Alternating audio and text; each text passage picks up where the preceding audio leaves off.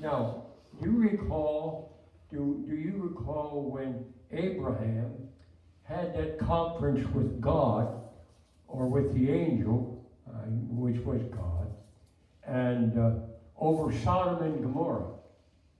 And Abraham, in that discussion, confronted God with 50, with 40, 30, on down to 10.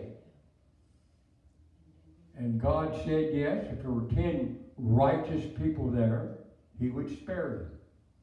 Well, we're going to find out today that he relented on that particular, as he did with Sodom and Gomorrah, when it comes to Israel. Because we're going to find out that God himself said that there could be 10 men in the house, and they too would be destroyed. So, in other words, folks, the message to me, and I'm sure to you, is don't get God mad. Don't generate anger and disappoint the Lord, as did Israel. So, that brings us in this morning where we left off with chapter 6. Chapter 6 is where we begin this morning in Amos. And it begins in my Bible, my study Bible. For some reason I can't get this thing to stay open, so I'll just turn it over. Anyway, it starts out with, woe to them that are at ease in Zion, and trust in the mountain of Samaria, which are named chief of the nations, to whom the house of Israel came.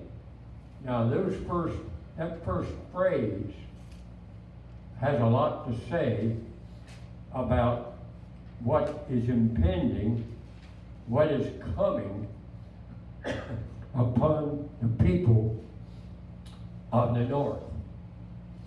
10 tribes after Rehoboam, as we all know, after Rehoboam in the south, after Solomon, who was his father, and Solomon gave Rehoboam the throne. And then the people came after Solomon died, came to Rehoboam and to ask him to soften the taxation and the oppression that they were under his father Solomon.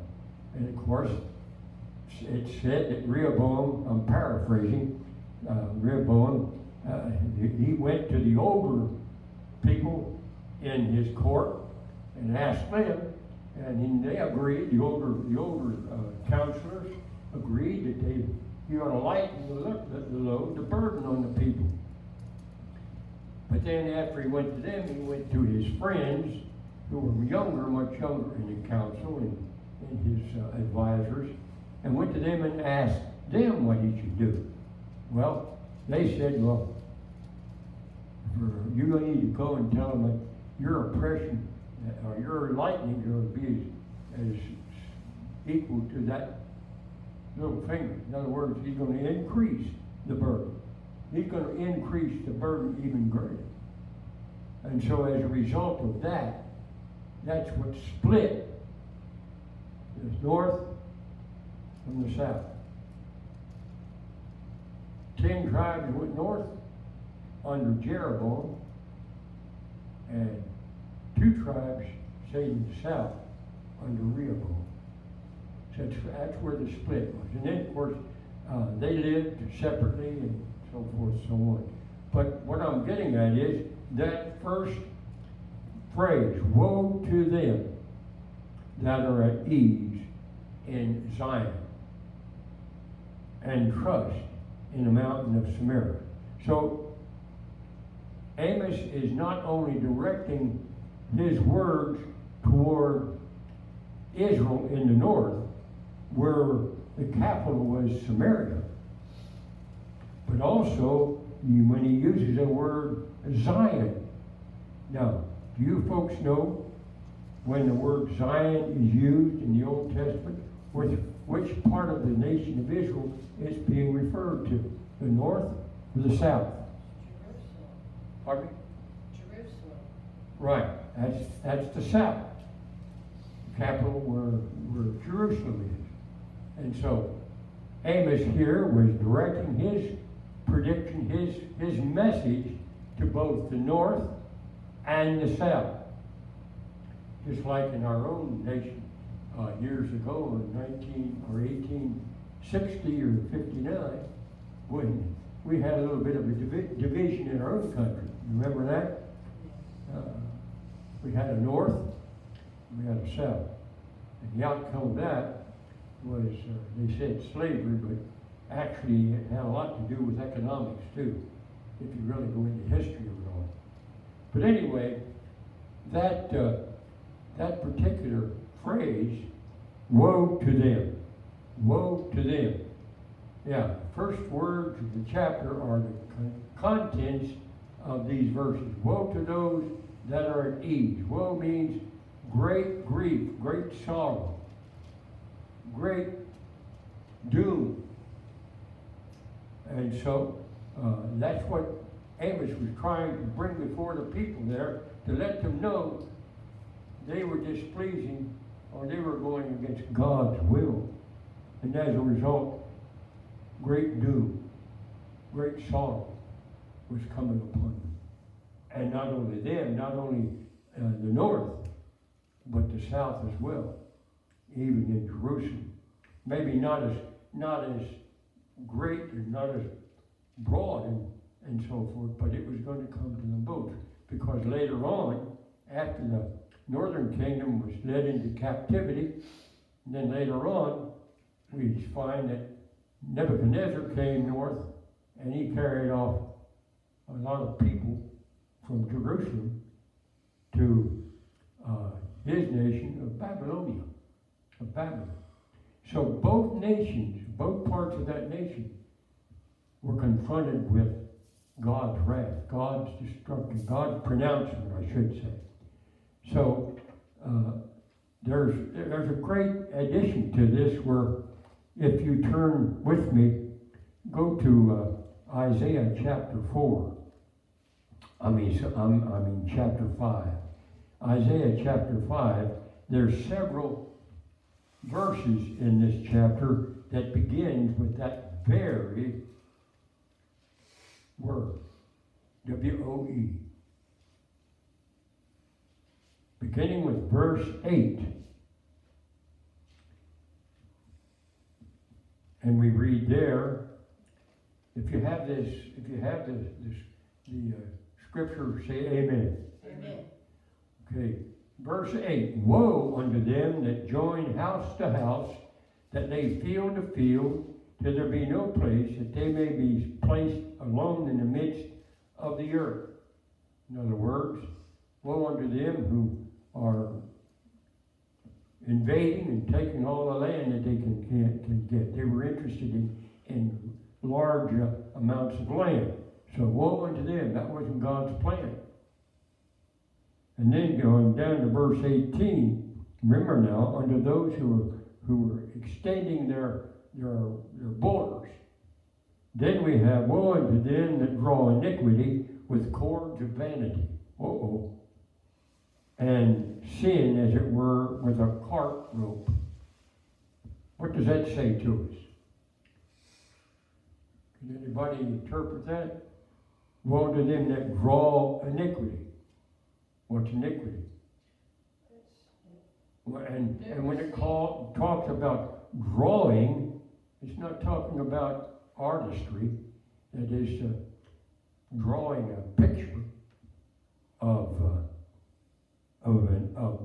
someone being in iniquity. When you draw something like pulling a cord, pulling a bucket out of a well, you draw by pulling a rope, don't you? So that's what it's talking about, like pulling iniquity with the cords of vanity. What that word vanity reminds us of. Where Solomon said, vanity of vanities, all is vanity. And what is vanity? Emptiness. Emptiness.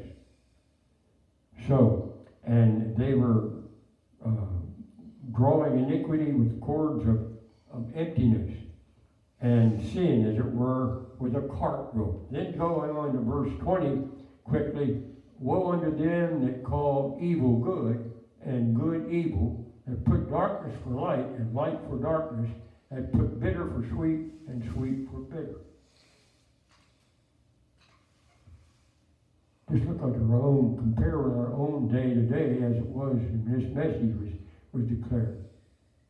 What do we have in our own society? Are we looking at calling today, people calling evil good and good evil? And people turning to darkness for light and light for darkness? They put bitter to sweet and sweet for bitter? Yes. More each day, more every time we read the papers or see the newscast on TV. Then 21, verse 21, woe unto them that are wise in their own eyes and prudent in their own sight. That means they think they're smart. What have we learned over the last 3 years? A lot of people up there in the political realm thinking they're smarter than anyone else, especially us common people. We don't have sense enough to vote and nominate and vote for the right man. 63 million of us. We don't have smarts enough to vote for the right man, folks. And then verse 22, woe unto them that are mighty to drink wine, and men's strength to mingle strong drink. Well, Brother Tim has a lot to say about that in his book, doesn't he? Yeah. That kind of drink does nothing but take your mind and your faculties and your whole body in the wrong direction. Yes. Then here we find that what's being said is that there's a description in here of the pride of the people, of the nation. Back to Amos, verse 6. Woe to them that are at ease. Well, that means the higher-ups, the king, his court, and all those rich people who were enjoying the wonders of their society, of their greatness of their society, of the prominence and the riches and so forth. And then he said, and of course, the main thing about it was that these people were having complete disregard for the common person. The common person who are the farmers and those who are out there doing most of the work and harvesting and so forth. And that is the rich people, those that were, Amos is referring to here. It says that they were oppressing the poorer people. As a matter of fact, in greater oppression, they get the people falsely in debt to them, to the rich people who do this, indebted to them, so that they could get, and when they couldn't pay their debt, then they could take over their property, their land, or they could put them in subservient as servants or slaves. And this is the kind of thing that was going on. The rich were getting poorer, the rich were getting richer, and the poor were getting poorer. I got that right. Yes. And then Amos in the second verse says, pass you unto Calneh, and see, and from thence go ye to Hamath the Great. Then go down to Gath of the Philistines. Be they better than these kingdoms, or their border greater than your border? In other words, Amos tells them, go to these great cities of these places that he names. Says that they were bigger and more prominent and much richer than you are. But where are they? They're no longer living. They're destroyed. You think you're better than they? That God would destroy them and let you remain for what the kind of life that you're leading? No, Amos says, you just compare that. Consider. Just like today, in our own land. What it once was, I can remember, most of you are not as old as I am, but I can remember when, back in the days of the big war, the churches were full. Full. And there was a fear about not being close to God. A great fear. And every day or every week, not from TV, we didn't have TV back then, but you went to the movies, and the first thing you got was the news before you got to see the main movie. And they were telling you all about how the war was going, primarily.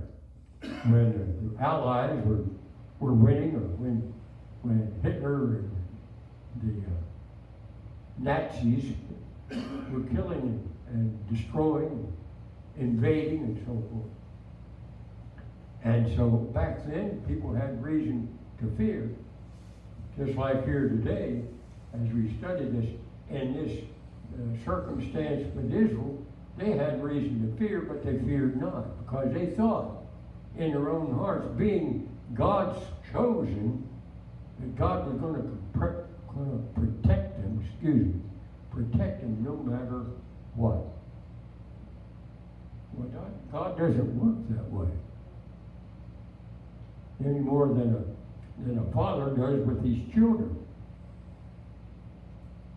But we find this true. We were talking about this yesterday at our house when my grandson came from California. He and his wife and his son, our great-grandson. About we were discussing things, and we were reflecting a little bit about the way the schools today are compared to the way they were back years ago when I first started to preach. And my grandson, he remembers my classroom action and activity back when he was very small. As a matter of fact, he lived with us, went to school with us. And he remembers that I used the Board of Education occasionally, even with my own son. And that Board of Education, it exerted some results, to say the least. As a matter of fact, Randy, my son, when I always took somebody, I had all the boys in the 6th grade, by the way, that year. Every boy in the 6th grade, every one, and 5 girls. The other class had all girls for the other teacher.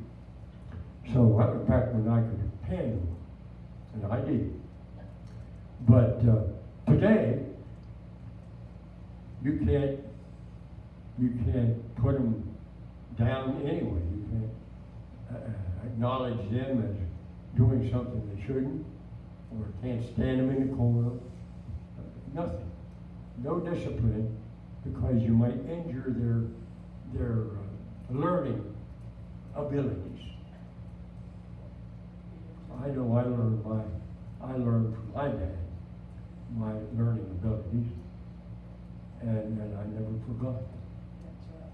You remember that, Ray? You remember that? Just so, I might ask, maybe you come through a little different than I did. Well, it's like going into the service, folks. When I first went into the Army, naturally we had to get on the bus and took us all down to boot camp. I went to Fort Meade, Maryland, where I was inducted. The first thing, when you get off the bus, there was an old sergeant standing there waiting for you.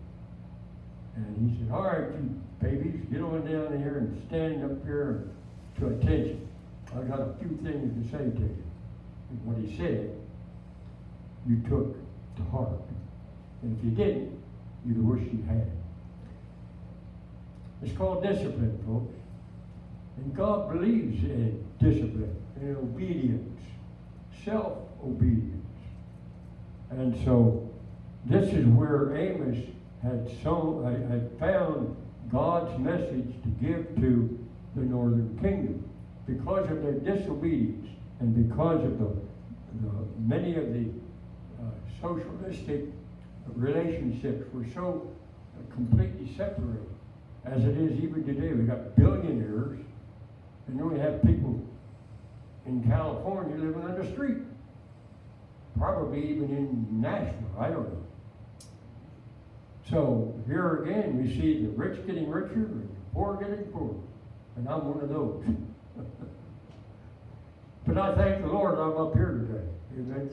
Right. Enjoying it all. So anyway, let's move on.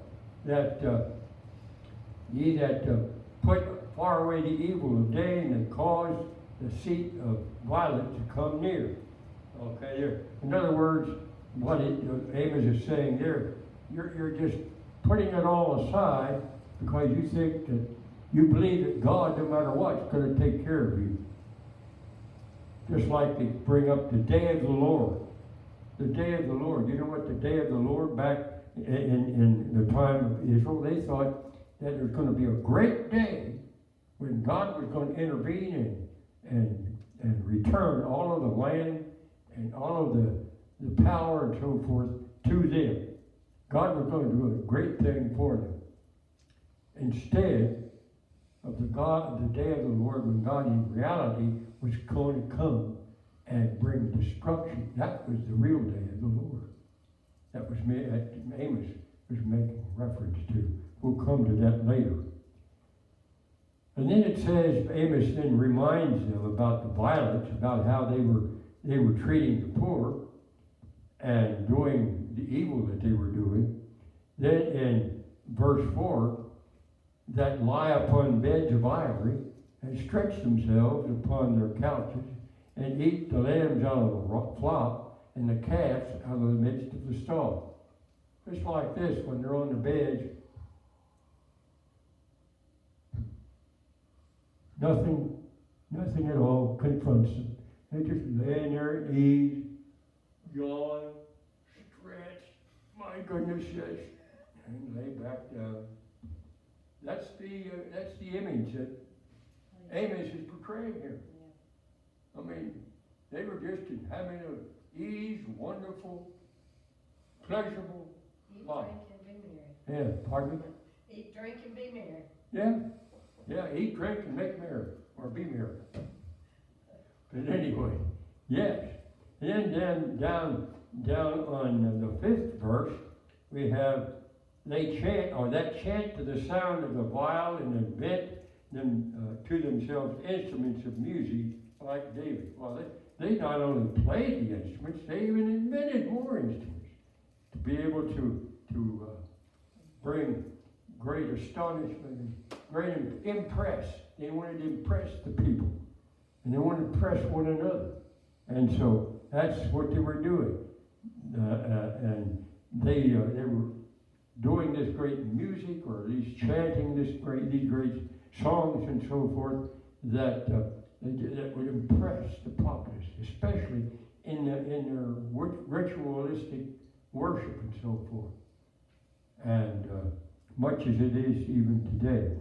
Then verse 6, that drink wine in bowls and anoint themselves with the chief ointments, but they are not grieved for the affliction of Joseph. Okay. Now let's, drink wine. We know the message about that we received from Brother Tim. He wrote a book on it. And what happens and how? And he says, here, drink wine in bowls. Well, in other words, they were guzzling it pretty big, out of pretty big containers, bowls. And as a result, it was certainly such that it was working on their minds and their bodies and so forth. They were completely in a drunken state of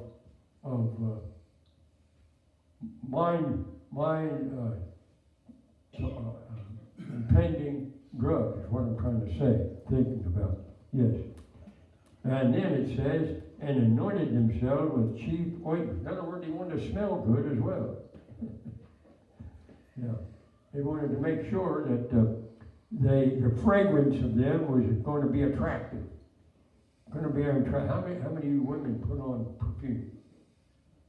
How many of you men put on perfume? Aftershave. Come on now, you put on. Yeah, surely.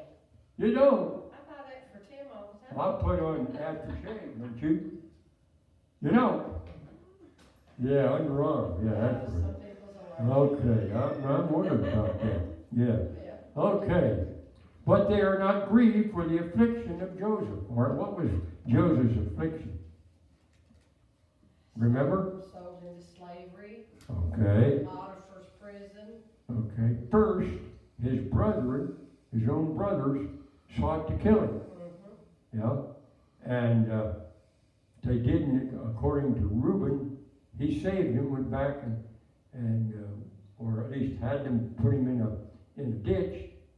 And then, of course, with the idea Reuben was going to go back and save him. Yes. But before that happened, these people were coming from afar and sold him into slavery. Yeah. And then what happened thereafter.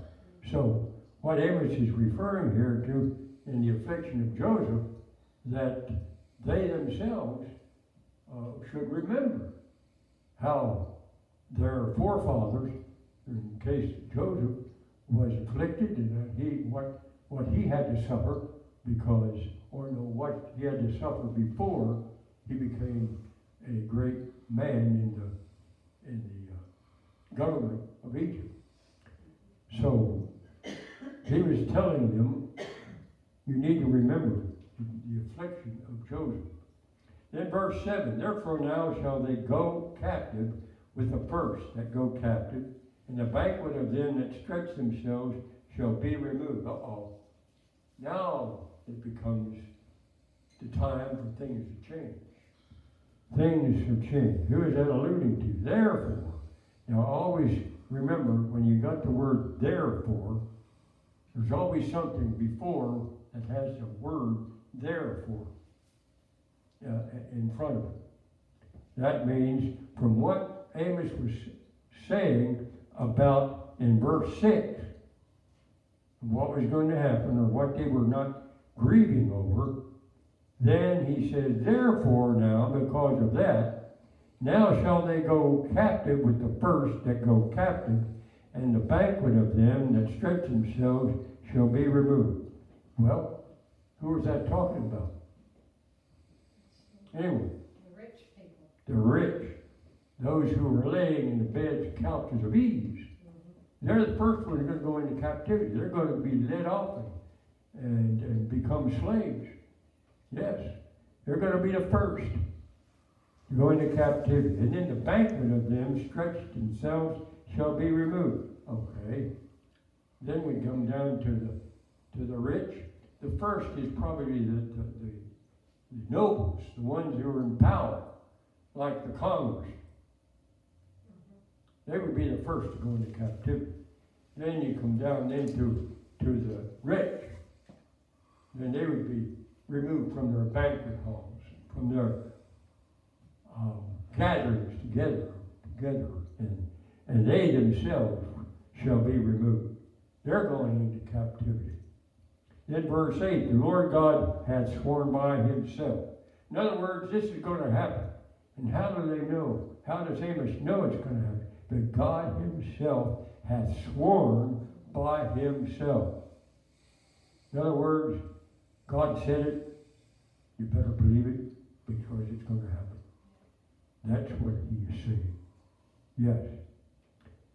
And the Lord, the God of hosts, listen to these words, I abhor the excellency of Jacob and hate his palaces. Therefore will I deliver up the city with all that is therein. Now that is really a commentary on the life, on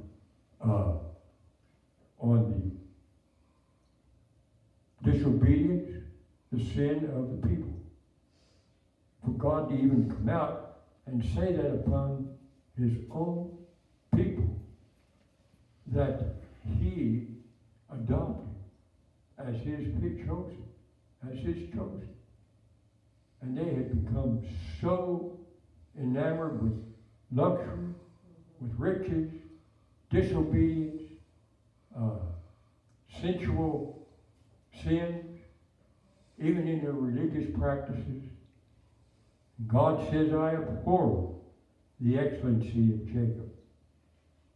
In other words, he's turned from his own people, from which they came, Jacob, who later became known as Israel. Yeah. That's a real dark statement that we read there. And hate his palaces, hate his kings, hate the kings that serve and inhabit the palaces. Therefore will I deliver up the city with all that is therein. In other words, God says it's over. It's over. Now, going back to that first word when we began, woe, woe. That's a real, to me in my mind, that's a real deep and great depth where God is going to distance himself completely from his people, as he did when Jesus was hanging on the cross. And Jesus proclaimed out, my God, Psalm 22, my God, why hast thou forsaken me? Here we see a thing, indirect thing that God was saying to his own people. I abhor him, the excellency of Jacob, and is the goodness of Jacob, and hate his palaces. Therefore will I deliver them up the city with all that is therein. Then verse 9, and it shall come to pass, if there remain 10 men, here's where I was referred to earlier, and it shall come to pass, if there remain 10 men in one house, that they shall die. Nobody, none is going to be spared. Not even 10 men in one house. There'll be no way to hide, nowhere to hide, no place to run. God's angry. And when God's angry, and he says something like this, he means destruction, folks. Complete and utter destruction. Verse 10, and a man's uncle shall take him up, and he that burneth him to bring out the bones out of the house, and shall say unto him that is by the side of the house, is there yet any with thee? And he shall say, no. Then shall he say, hold thy tongue, for we may not mention of the name of the Lord. Yeah, now they're really in big fear. Yeah, they won't even want to mention God, for fear that God's going to hear them, God's going to find where they're at, where they're hiding, and as such, he's going to discover them. Well, he already knows, folks. He knows from the beginning to the end. He knows everything. And they think they're going to hide from God? I don't think so. I don't think so. But man, even today, society even today thinks that, well, God's not going to destroy everybody. I mean, God's going to save even the lowest of the low. Yeah. But it's on their part whether they get saved or whether they don't. It's not up to God. God gives a choice. Who makes the choice? The individual. The individual. Choose this day whom I will serve. But as for me and my house, we will serve the Lord. Who said that? Joshua. That's exactly right. You're on the front part of this thing. Remember those things. I've always tried to be. Yeah. Verse 10, and a man, well, I went through verse 10, didn't I? Well, in other words, is there yet any with thee? And he shall say no. And even they're going to burying the bones. In other words, they didn't want to have any evidence at all. for God to come down. So they didn't even mention God's name. 11, for behold, the Lord commandeth, and he will smite the great house with breaches, and the little house with clefts. Well, he's going into all the houses, the big ones and the little ones, and with breaches. That is, they're gonna crash into all the houses, the walls, and so forth. In other words, they're going to destroy the place. And they're going to leave even the little houses. It reminds me of when I first arrived during the Korean War in Seoul, Korea, and what a destructive sight.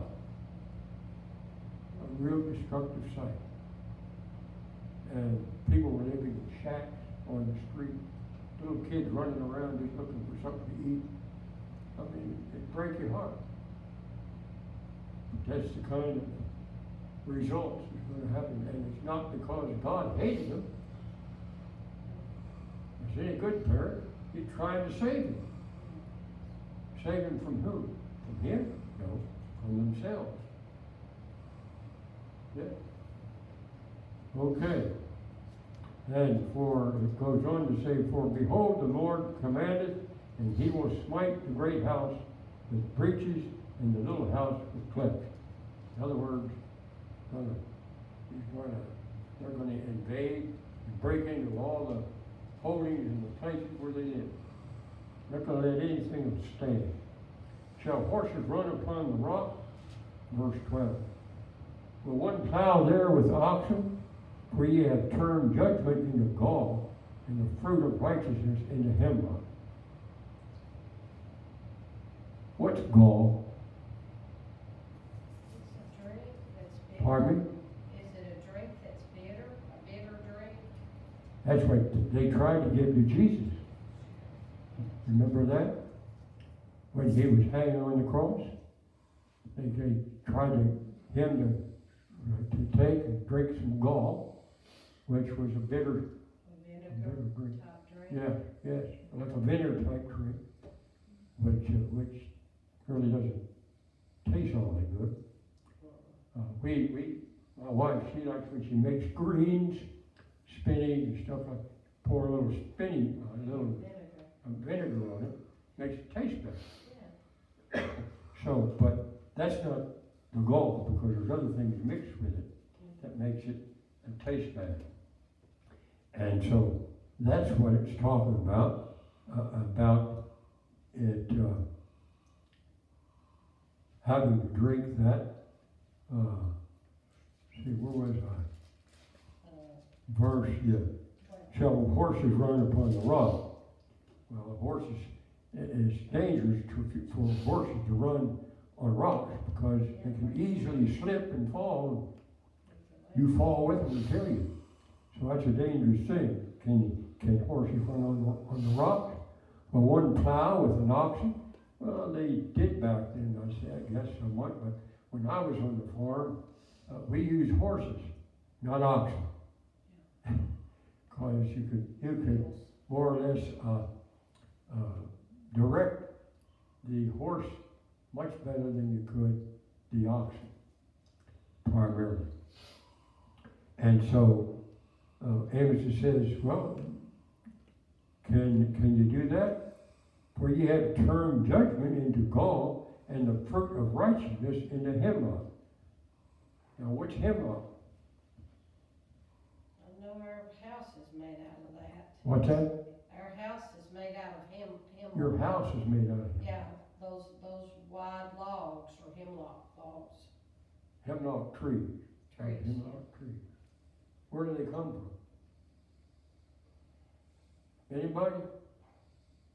We got ours from I'm Stonehill asking and because I have no knowledge of that other than what it says in the Bible.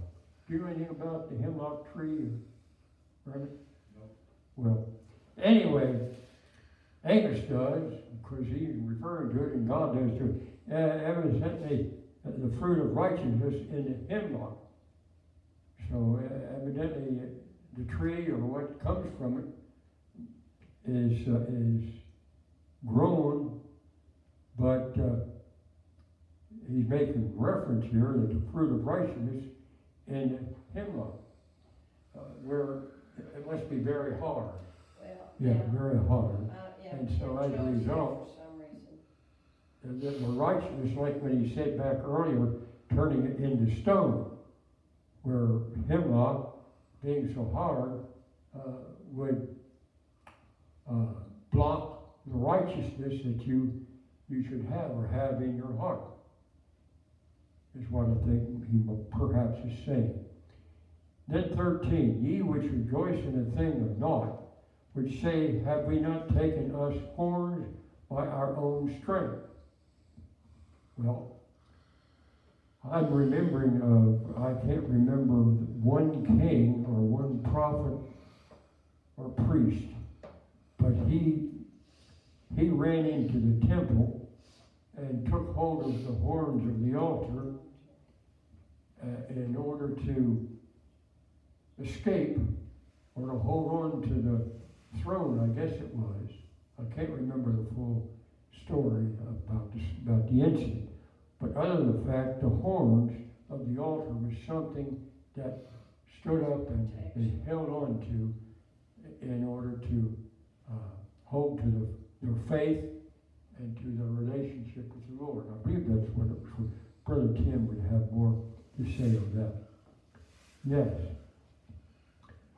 But in the last verse, but behold, I will raise up against you a nation, O house of Israel, saith the Lord, the God of hosts, and they shall afflict you from the entering in of Hamath unto the river of the wilderness. For Hamath was a neighboring city from Assyria, I guess.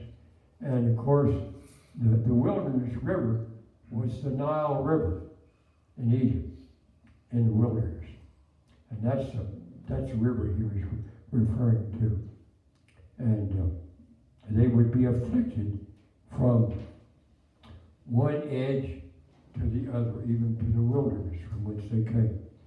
So, in this particular chapter, we find that Amos points to the full and utter message of the destruction of Israel, God's people, God's chosen people. And though they were originally out of Jacob, who later was known as Israel, they were not so protected that God could become angry and would certainly bring discipline and destruction upon them. The message for us today is the same. Yes. Believe on the Lord Jesus Christ, and thou shalt